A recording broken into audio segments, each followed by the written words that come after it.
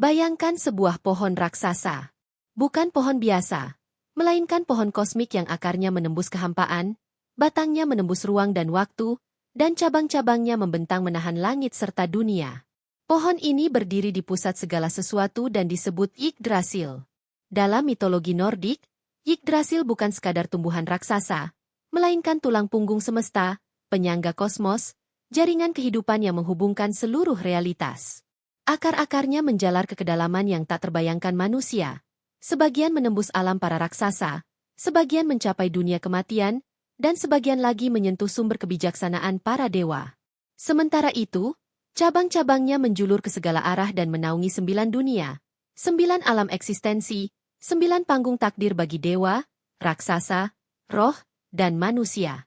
Di antara dunia-dunia itu terdapat alam para dewa yang penuh cahaya dan kekuasaan, negeri raksasa yang liar dan mematikan, dunia kabut kematian, dunia api yang menyala tanpa henti, dan satu dunia yang tampak paling biasa, paling rapuh, namun justru paling menentukan. Dunia itu terletak di salah satu cabang kokoh Yggdrasil, tidak setinggi singgasana para dewa, tidak sedalam jurang kematian, tidak sepanas Muspelheim, dan tidak sedingin Niflheim. Dunia itu dikelilingi oleh lautan luas dan disebut Midgard, dunia manusia. Nama Midgard berasal dari kata Mid yang berarti tengah dan Gard yang berarti pagar atau benteng. Bagi bangsa Viking kuno, Midgard dipahami sebagai dunia tengah yang dilindungi, pusat keseimbangan kosmos yang terletak di antara kekuatan-kekuatan besar yang jauh melampaui manusia. Di atasnya, melampaui langit yang dapat dilihat mata, terbentang Asgard, negeri para dewa Aesir, tempat Odin bertahta dan Thor mengangkat palunya. Di bawah dan di luar batasnya terbentang dunia-dunia berbahaya, alam kematian, wilayah para raksasa, serta samudra kosmik yang menyimpan makhluk-makhluk purba. Manusia hidup tepat di tengah-tengah semua itu, di antara perlindungan dan kehancuran, antara cahaya dan kegelapan, antara harapan dan kiamat. Bagi bangsa Viking, Midgard adalah panggung utama kehidupan manusia, tempat manusia lahir, bekerja, bertani, berperang, jatuh cinta, menderita, dan akhirnya mati. Dunia ini tidak dipenuhi sihir dan keabadian seperti Asgard, melainkan dunia yang normal, dengan tanah, laut, langit, musim dingin yang mematikan, musim panas yang singkat, dan kehidupan yang rapuh. Namun justru disitulah keberanian diuji dan pilihan-pilihan kecil dapat menentukan keselamatan atau kehancuran suatu generasi. Midgard tidak mengambang sendirian di kehampaan. Dunia ini terikat dan ditopang oleh Yggdrasil, seolah menjadi sebuah pulau kecil yang terapung di tengah lautan takdir. Ia dikelilingi oleh samudra raksasa yang tak bertepi, yang tidak dapat diseberangi manusia biasa dan menyimpan makhluk-makhluk yang tidak pernah diciptakan untuk dipahami manusia. Meski demikian, manusia tidak sepenuhnya terputus dari dunia para dewa. Ada satu jalur penghubung antara dunia fana dan dunia abadi, sebuah jembatan yang bukan terbuat dari batu atau kayu, melainkan dari cahaya itu sendiri, yaitu Bifrost, jembatan pelangi yang membentang dari Midgard menuju Asgard.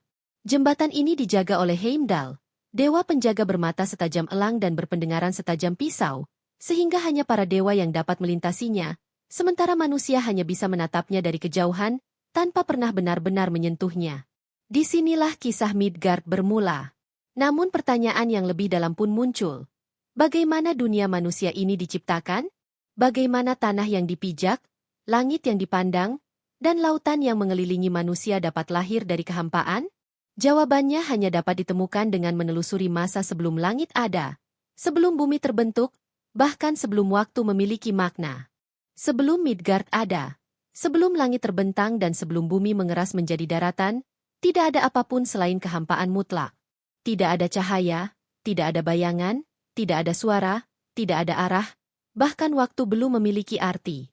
Kehampaan itu oleh bangsa Nordik kuno disebut Ginung Agap, sebuah jurang kosmik tanpa batas yang memisahkan dua kekuatan ekstrim di alam semesta. Di sisi utara Ginung Agap terbentang Niflheim, dunia es dan kabut abadi, tempat hawa dingin membeku hingga melampaui rasa sakit, tempat sungai-sungai purba mengalir membawa racun dan embun beku yang dapat mematikan apapun yang disentuhnya. Di sisi selatan, berlawanan sepenuhnya, terletak Muspelheim, dunia api yang menyala tanpa henti, kerajaan panas yang dijaga oleh raksasa api, di mana bara tidak pernah padam dan lautan magma mengalir seperti sungai. Selama entah berapa lama, dua dunia ini terpisah, dingin dan panas berdiri berseberangan tanpa pernah bersentuhan, hingga pada suatu saat batas antara mereka melemah. Panas dari Muspelheim mulai merambat ke arah utara, sementara embun beku dari Niflheim menjalar ke selatan, dan keduanya bertemu di tengah kehampaan Ginung Agap. Ketika api dan es saling bersentuhan, es pun mulai mencair, perlahan menetes seperti air kehidupan pertama di alam semesta. Dari tetesan inilah, menurut mitologi Nordik, muncul makhluk hidup pertama yang pernah ada, seorang raksasa purba bernama Ymir. Tubuhnya sangat besar, dingin seperti es, namun mengandung panas kehidupan dari Muspelheim. Ymir bukan sekadar makhluk, ia adalah awal dari garis keturunan para raksasa, nenek moyang semua makhluk kolosal yang kelak menjadi musuh bebuyutan para dewa. Bersamaan dengan kelahiran Ymir, terbentuk pula seekor makhluk raksasa lain yang sama misteriusnya, seekor sapi kosmik bernama Audhumla. Dari ambingnya mengalir susu yang tidak pernah habis, menjadi sumber makanan bagi Ymir di tengah kehampaan yang belum memiliki apapun. Sementara itu, Audhumla menjilat balok-balok es asin yang terbentuk di sekitar Ginung Agap. Hari demi hari, jilatan lidahnya mengikis es tersebut, hingga perlahan-lahan muncul sosok makhluk lain dari dalamnya. Seorang pria yang tampan dan bercahaya, bernama Buri. Dialah makhluk pertama dari garis keturunan para dewa, cikal bakal dari segala kekuatan ilahi yang kelak akan mengubah wajah semesta. Ymir sendiri berkembang dengan cara yang mengerikan dan tidak wajar. Saat ia tertidur, tubuh raksasanya mengeluarkan keringat, dan dari keringat itu lahirlah sepasang raksasa, laki-laki dan perempuan, sementara dari kedua kakinya muncul raksasa lain. Beginilah bangsa raksasa mulai memenuhi kehampaan, bertambah banyak, memenuhi ruang yang belum memiliki hukum dan tatanan. Sementara itu, Buri melahirkan seorang putra bernama Bor, dan dari Bor inilah lahir 3 dewa bersaudara, Odin, Vili, dan Ve. Mereka tumbuh bukan sebagai raksasa, melainkan sebagai makhluk dengan kesadaran, kecerdasan, dan kehendak untuk menciptakan keteraturan. Ketika Odin dan kedua saudaranya memandang alam semesta purba, yang mereka lihat hanyalah kekacauan. Raksasa memenuhi ruang tanpa aturan, kehampaan masih mendominasi, dan tidak ada tempat yang aman bagi makhluk selain bangsa raksasa itu sendiri. Mereka menyadari bahwa selama Ymir hidup, kekacauan akan terus berlanjut, dan tidak akan pernah ada dunia yang layak dihuni oleh makhluk lain. Maka lahirlah sebuah keputusan yang akan mengubah segalanya. Keputusan untuk menumbangkan makhluk pertama, raksasa purba yang menjadi sumber segala kekacauan itu. Keputusan inilah yang kelak membuka jalan bagi terciptanya langit, bumi, lautan, dan pada akhirnya, Midgard, dunia manusia. Keputusan Odin, Vili, dan Ve untuk menumbangkan Ymir bukanlah keputusan ringan. Mereka tahu bahwa raksasa purba itu bukan sekadar makhluk hidup biasa, melainkan fondasi dari dunia yang masih kacau, sumber dari seluruh bangsa raksasa, dan makhluk tertua yang pernah muncul dari kehampaan. Namun justru karena itulah Ymir harus disingkirkan. Selama ia bernapas, selama darahnya mengalir, alam semesta tidak akan pernah memiliki bentuk, hukum, atau tempat yang aman untuk kehidupan selain para raksasa itu sendiri. Maka, di tengah kehampaan kosmik yang masih diselimuti kabut es dan bara api, terjadilah pertempuran pertama yang menentukan nasib seluruh ciptaan. 3 dewa bersaudara itu menghadapi Ymir, makhluk yang tubuhnya menjulang seperti gunung dan napasnya membekukan ruang di sekitarnya. Pertempuran mereka mengguncang kehampaan, menciptakan gelombang panas dan dingin yang beradu di dalam Ginung Agap. Tidak ada saksi, tidak ada matahari, tidak ada bumi untuk berpijak, hanya kekuatan mentah yang saling menghantam dalam sunyi yang absolut. Pada akhirnya, dengan kecerdikan dan kekuatan ilahi, Odin dan kedua saudaranya berhasil menjatuhkan Ymir. Tubuh raksasa purba itu roboh, dan darahnya mengalir begitu deras hingga menenggelamkan hampir seluruh bangsa raksasa lain yang lahir darinya. Dengan kematian Ymir, berakhirlah zaman kekacauan murni, dan terbukalah kesempatan pertama bagi tatanan baru untuk lahir. Namun para dewa tidak membiarkan tubuh raksasa itu terbuang sia-sia.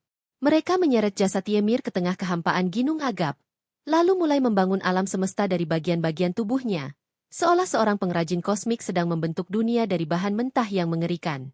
Dari darah Ymir, mereka menciptakan samudra luas dan danau-danau tak bertepi yang kelak akan mengelilingi dunia manusia. Dari daging dan ototnya, mereka membentuk tanah dan daratan, tempat gunung, lembah, dan hutan akan berdiri. Tulang belulangnya diangkat dan disusun menjadi pegunungan yang menjulang, punggung dunia yang keras dan tak tergoyahkan. Dari gigi dan pecahan tulangnya, Tercipta batu-batu dan tebing-tebing tajam yang menggores cakrawala. Rambut Ymir berubah menjadi pepohonan dan tumbuhan yang menutupi daratan dengan warna hijau, menghadirkan kehidupan di atas kematian makhluk purba itu. Para dewa kemudian mengambil tengkorak raksasa tersebut dan mengangkatnya tinggi-tinggi, menjadikannya kubah langit yang menaungi dunia. Agar langit itu tidak runtuh menimpa ciptaan mereka, Odin menempatkan 4 kurcaci raksasa di keempat penjuru dunia, masing-masing menopang sisi tengkorak itu, menjaga agar langit tetap tergantung di atas bumi. Bahkan sisa-sisa otak Ymir tidak dibiarkan tanpa makna, melainkan dihamburkan ke udara dan berubah menjadi awan-awan yang mengapung perlahan, menutupi sebagian wajah langit dengan bayang-bayang putih. Setelah daratan dan langit terbentuk, para dewa menyadari bahwa dunia baru ini masih rapuh. Bangsa raksasa yang tersisa masih hidup di kejauhan, penuh dendam terhadap pembunuh leluhur mereka. Untuk melindungi dunia yang baru diciptakan, Odin, Vili, dan Ve membangun sebuah benteng raksasa mengelilingi wilayah yang kelak akan menjadi tempat tinggal manusia. Mereka mengambil alis Ymir dan membentangkannya menjadi dinding kosmik, sebuah pagar raksasa yang memisahkan dunia yang tertata dari kekacauan di luar. Benteng inilah yang kemudian dikenal sebagai batas Midgard, garis pelindung antara peradaban dan kehancuran. Ketika bentuk dasar dunia telah lengkap, para dewa menambahkan sentuhan terakhir agar alam semesta memiliki ritme dan keindahan. Mereka menangkap percikan-percikan api dari Muspelheim dan meletakkannya di kubah langit, menciptakan bintang-bintang yang berkilauan di malam hari. Mereka menempatkan matahari dan bulan agar bergantian menerangi bumi, menciptakan siang dan malam, terang dan gelap, waktu untuk bekerja dan waktu untuk beristirahat. Dengan demikian, dunia tidak lagi menjadi ruang mati tanpa arah, melainkan sebuah panggung kosmik yang bergerak dalam keteraturan. Dari kematian Ymir lahirlah bumi. Dari kehancuran tercipta tatanan.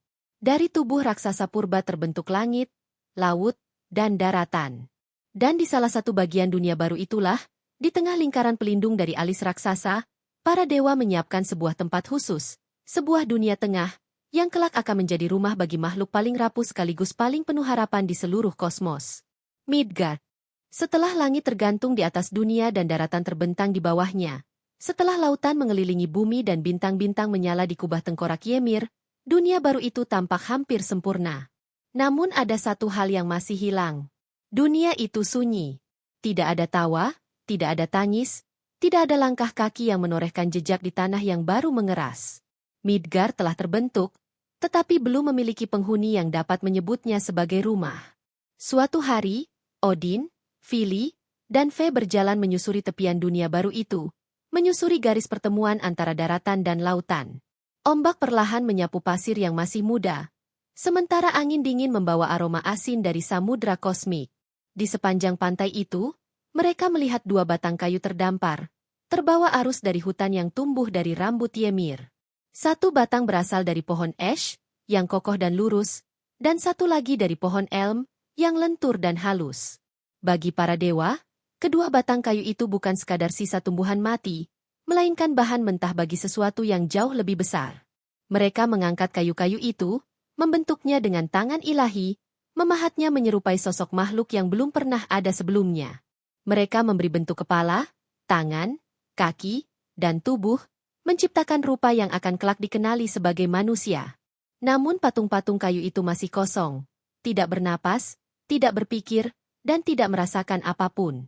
Maka Odin, penguasa kebijaksanaan dan kehidupan, membungkuk dan meniupkan napasnya ke dalam tubuh kayu tersebut, menghadiahkan mereka percikan kehidupan.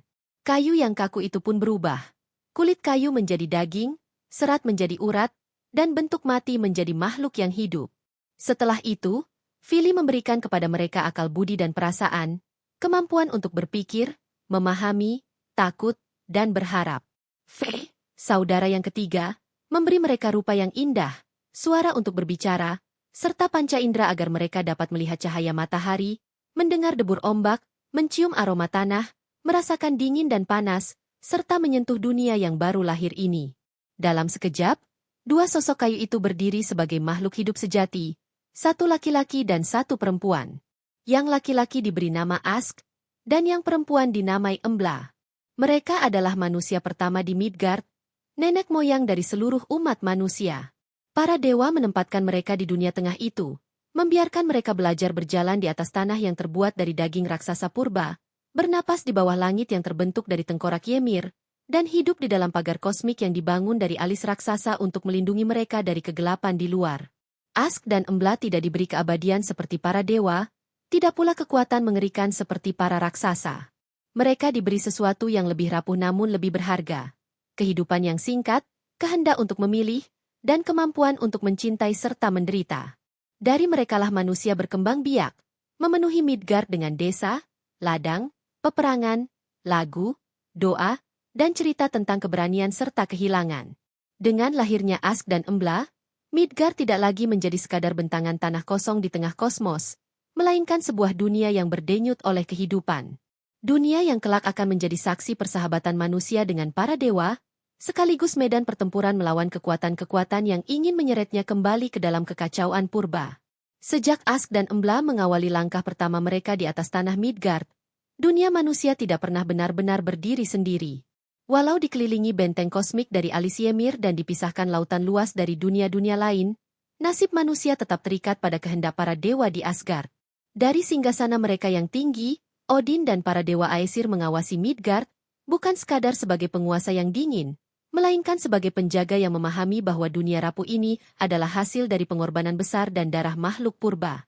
Penghubung antara Midgard dan Asgard adalah Bifrost, jembatan pelangi yang memancarkan cahaya seperti api dan kristal sekaligus. Jembatan ini melengkung di langit, tampak indah namun mematikan bagi makhluk fana. Di ujung Asgard berdiri Heimdall, sang penjaga abadi, yang tidak pernah tidur, yang pendengarannya mampu menangkap langkah semut di rumput dan pandangannya mampu menembus malam tergelap. Tidak ada makhluk yang dapat melewati Bifrost tanpa sepengetahuannya. Dari sinilah para dewa turun ke dunia manusia bila mereka menghendaki, dan dari sinilah pula jiwa-jiwa terpilih kelak akan diangkat menuju alam para dewa. Di antara semua dewa, tidak ada yang lebih sering menjejakkan kaki di Midgard selain Odin sendiri. Sang bapak segala dewa dikenal tidak hanya sebagai Raja Asgard, tetapi juga sebagai pengembara abadi. Berkali-kali ia meninggalkan istananya, menyamar sebagai lelaki tua berjubah biru, bertopi lebar, bertongkat kayu, dengan satu mata yang menyimpan kebijaksanaan sekaligus luka pengorbanan. Ia berjalan dari desa ke desa, dari medan perang ke perapian rakyat jelata, menguji manusia dengan teka-teki, meminta seteguk air atau sekeping roti, dan menilai siapa yang masih memegang kehormatan di tengah dunia yang keras. Kepada mereka yang berhati tulus, Odin kadang memberi berkah tersembunyi. Kepada yang tamak dan kejam, ia meninggalkan kutukan yang baru terasa bertahun-tahun kemudian. Namun bila Odin adalah pengamat dan penimbang nasib, maka Thor adalah perisai yang berdentang. Putra Odin ini adalah dewa petir, bertubuh kekar, berjanggut merah, dan memegang palu legendaris Mjolnir, senjata yang selalu kembali ke tangannya setelah dilempar. Bagi manusia Midgard, Thor bukan sekadar sosok ilahi, melainkan pelindung sejati. Setiap kali guntur menggelegar dan kilat membelah langit, orang-orang Viking percaya bahwa itu adalah suara roda kereta Thor yang melintas di awan, atau dentuman palunya saat menghantam musuh. Thor tidak duduk diam di Asgard. Berkali-kali ia menyeberangi Bifrost, turun ke Midgard, lalu melangkah lebih jauh ke wilayah berbahaya, menuju Jotunheim, dunia para raksasa, untuk memburu mereka yang berani mengancam manusia. Banyak kisah menceritakan bagaimana Thor menghadapi raksasa yang menculik manusia, yang membawa badai mematikan, atau yang mencoba meruntuhkan benteng Midgard. Ia menyamar, bertarung, tertipu, lalu bangkit kembali dengan amarah yang menggetarkan gunung dan lautan.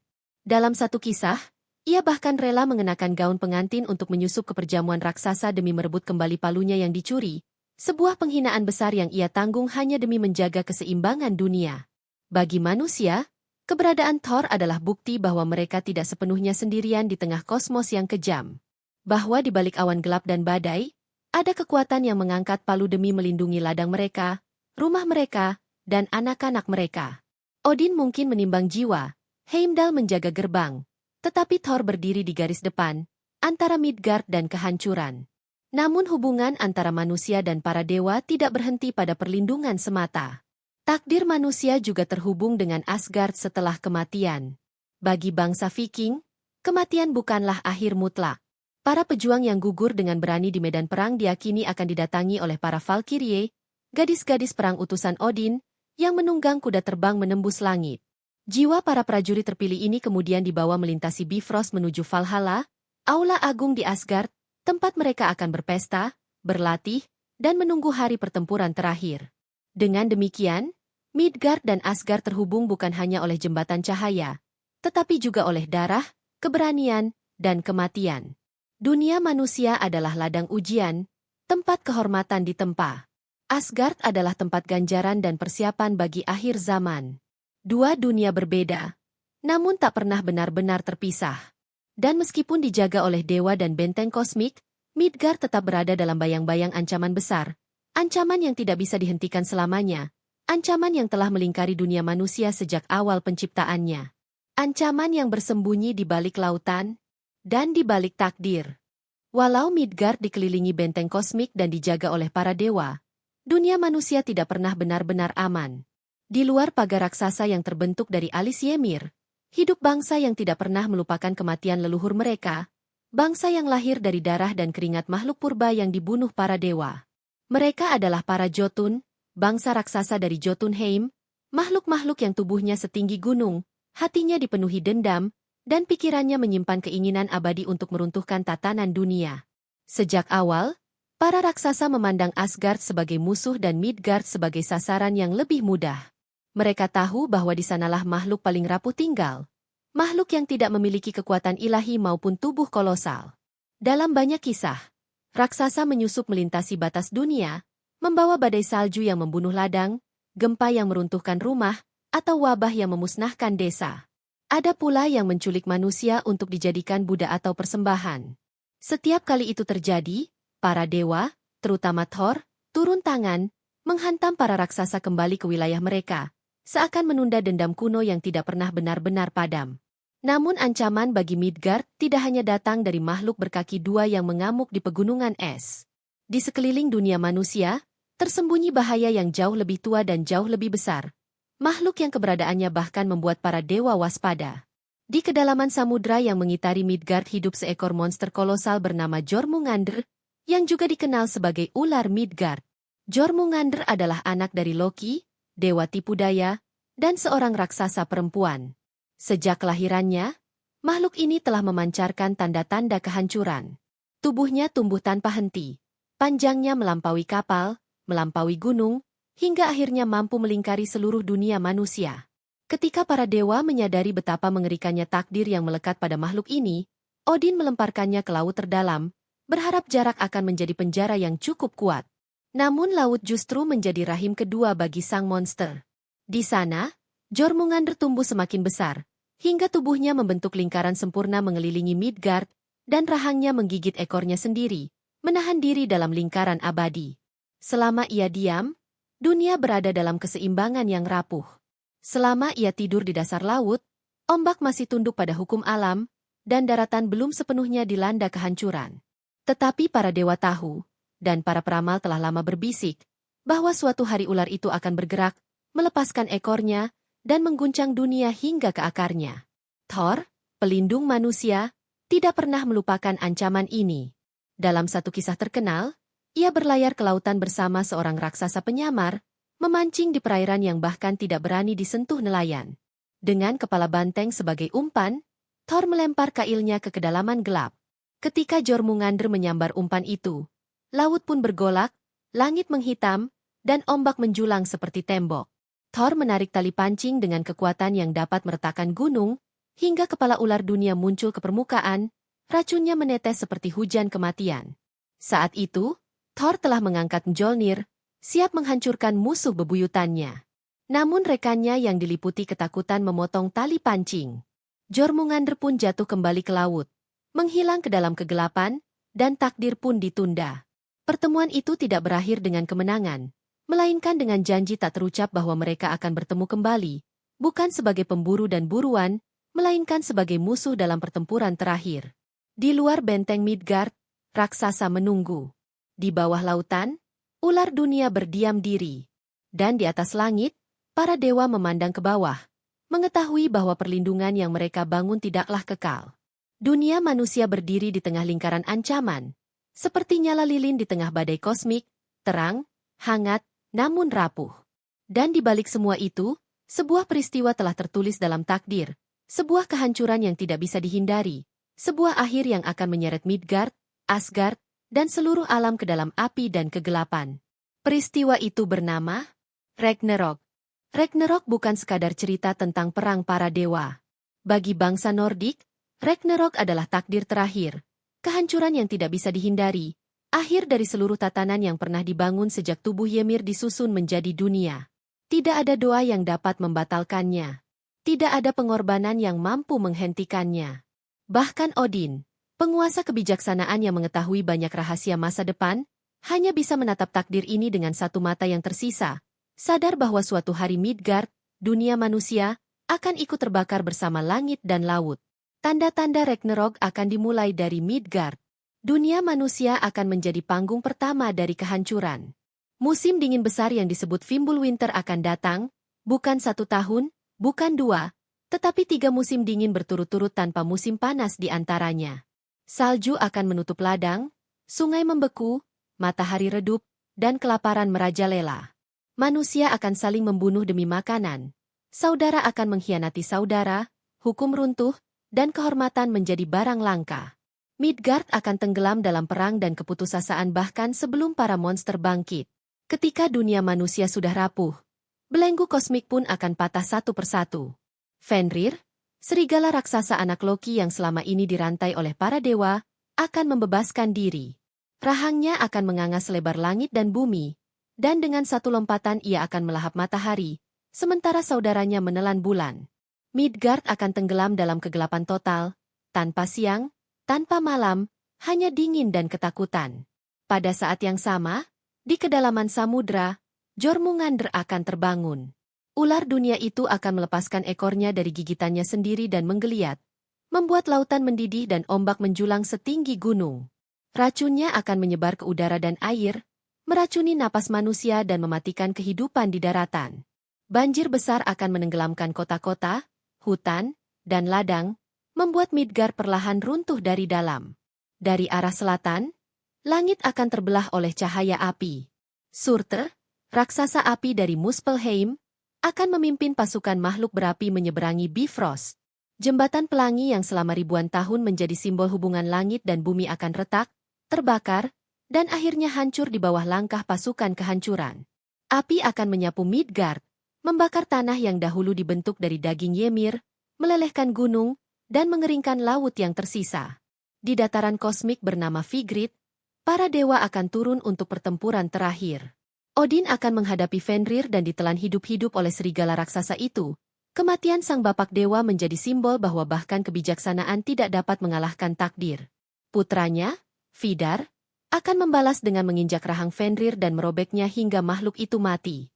Thor akan berhadapan dengan Jormungandr, menghantam kepala ular dunia dengan Mjolnir hingga pecah, namun hanya mampu melangkah 9 langkah sebelum racun makhluk itu merobohkannya. Loki dan Heimdall akan saling membunuh. Hampir semua tokoh besar akan gugur. Akhirnya Surtr akan mengangkat pedang apinya dan mengayunkannya ke segala arah. Api kosmik akan melahap Yggdrasil, membakar 9 dunia, dan Midgard, dunia manusia, akan runtuh dan tenggelam ke dalam lautan mendidih. Langit akan runtuh, bintang-bintang padam, dan seluruh alam semesta kembali menjadi kehampaan, seakan Ymir baru saja mati sekali lagi. Namun, di balik kegelapan mutlak itu, mitologi Nordik menyimpan satu bisikan kecil tentang harapan. Ketika api Surtr akhirnya padam dan lautan yang mendidih perlahan surut, kehampaan tidak lagi sepenuhnya sunyi. Dari abu kehancuran, dari sisa-sisa dunia yang tenggelam, perlahan muncul daratan baru yang lebih hijau dan lebih bersih daripada sebelumnya. Gunung-gunung kembali menjulang, sungai mengalir jernih, dan langit terbentang tanpa asap perang. Midgard yang lama telah musnah. Tetapi dari kematiannya lahir Midgard yang baru, dunia manusia yang terlahir kembali seperti anak dari rahim kehancuran. Bagi bangsa Nordik, inilah bukti bahwa akhir bukanlah pemusnahan mutlak, melainkan bagian dari siklus kosmik yang lebih besar, seperti musim dingin yang pasti diikuti musim semi. Di tengah dunia yang baru itu, 2 manusia muncul dari persembunyian mereka di hutan Yggdrasil. Mereka adalah Liv dan Livtrasir, sepasang manusia yang bersembunyi di dalam batang pohon dunia saat api Ragnarok melahap segalanya. Mereka hidup dari embun pagi dan perlindungan kosmik, menunggu hingga langit kembali tenang. Dari merekalah umat manusia akan lahir kembali, mengisi Midgard yang baru dengan kehidupan, tawa, kerja keras, dan perjuangan, seperti yang pernah dilakukan Ask dan Embla pada awal zaman. Beberapa dewa pun selamat atau terlahir kembali. Anak-anak Thor, anak-anak Odin, dan generasi baru para dewa akan memerintah dunia yang telah dibersihkan dari dendam lama. Asgard tidak lagi sama, Midgard tidak lagi seperti dulu. Namun kehidupan kembali berjalan, membawa janji bahwa kehancuran terbesar pun tidak mampu memadamkan nyala eksistensi sepenuhnya. Di balik kisah kosmik ini, Midgard menyimpan makna yang lebih dalam daripada sekadar lokasi dalam mitologi. Midgard adalah simbol kehidupan manusia itu sendiri. Dunia tengah yang selalu berada di antara dua kekuatan besar. Keteraturan para dewa dan kekacauan para raksasa, harapan dan kehancuran, terang dan gelap. Manusia, dalam pandangan bangsa Nordik, bukan makhluk yang hidup dalam keajaiban abadi, melainkan makhluk fana yang rapuh, yang harus bekerja, berperang, mencintai, dan bertahan dengan kekuatan sendiri. Tidak seperti dewa yang abadi atau raksasa yang nyaris tak terkalahkan, manusia hidup dalam keterbatasan, dan justru di sanalah nilai mereka lahir. Benteng Midgard yang terbuat dari alis Ymir melambangkan hukum, tradisi, dan persatuan manusia, pagar yang memisahkan peradaban dari kekacauan liar di luar. Lautan yang mengelilinginya melambangkan ketidakpastian hidup, bahaya yang selalu mengintai, dan kenyataan bahwa keamanan tidak pernah mutlak. Jembatan Bifrost melambangkan harapan, bahwa ada hubungan antara dunia fana dan nilai-nilai yang lebih tinggi, antara kehidupan sehari-hari dan makna spiritual. Konsep Valhalla dan Valkyrie memberi pesan bahwa kehidupan manusia adalah ujian kehormatan. Keberanian, kesetiaan, dan pengorbanan tidak menghilang begitu saja ketika tubuh mati, tetapi menjadi bagian dari kisah yang lebih besar. Ragnarok sendiri, meski tampak gelap dan mengerikan, mengajarkan bahwa tidak ada tatanan yang kekal, bahwa segala sesuatu, bahkan dunia dan para dewa, akan berakhir, namun dari kehancuran selalu ada kesempatan untuk memulai kembali. Midgard, dengan demikian, bukan hanya dunia manusia dalam peta kosmik Nordik, melainkan cermin perjalanan hidup manusia, lahir dari kekacauan, tumbuh dalam keterbatasan, diuji oleh penderitaan, dan akhirnya menghadapi akhir yang tak terelakkan, sambil tetap memelihara harapan akan makna dan kelahiran baru. Itulah sebabnya kisah Midgard tidak pernah benar-benar mati. Ia hidup kembali dalam cerita, film, novel, permainan, dan imajinasi manusia modern. Dari layar lebar hingga halaman buku, dari kisah Thor hingga dunia Middle-earth karya Tolkien, bayangan dunia tengah ini terus muncul, mengingatkan bahwa manusia selalu memandang dirinya sebagai penghuni sebuah dunia rapuh yang dikelilingi kekuatan besar, namun tetap berani berdiri di tengahnya. Dan pada akhirnya, seperti manusia pertama yang berdiri di pantai Midgard ribuan tahun lalu, dan seperti dua manusia yang keluar dari hutan Yggdrasil setelah Ragnarok, kita pun hidup di dunia tengah kita sendiri, dunia nyata yang penuh ancaman sekaligus keindahan. Tidak ada palu dewa di tangan kita, tidak ada benteng kosmik yang terlihat mata, tetapi ada keberanian, ingatan, dan harapan. Itulah warisan sejati dari legenda Midgard, bahwa meski dunia dapat runtuh, nilai manusia tidak harus ikut musnah.